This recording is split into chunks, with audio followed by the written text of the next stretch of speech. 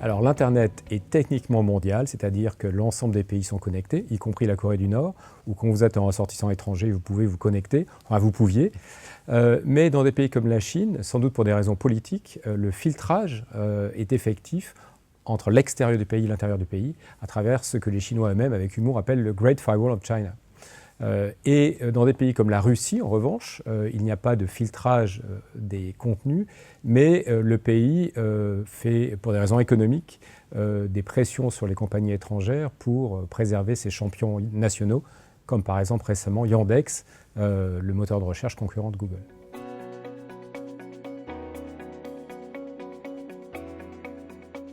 Alors, les États peuvent réguler absolument tout.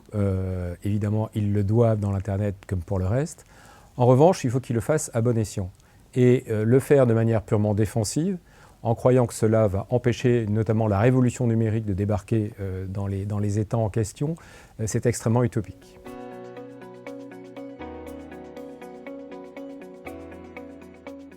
Le futur souhaitable pour les entreprises et nos citoyens, c'est que nous ne soyons pas balayés par la révolution numérique qui s'annonce, par des puissances notamment économiques qui auraient leur centre de gravité loin de chez nous. Et je pense que la meilleure défense dans ce cas-là, c'est l'attaque.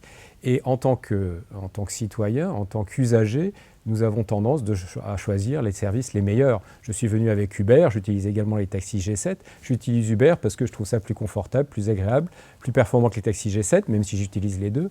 Et comme les citoyens votent avec leurs pieds, nous ne pourrons pas empêcher la révolution numérique d'arriver. Donc la meilleure défense, c'est d'avoir des champions nationaux performants en termes d'innovation et d'usage.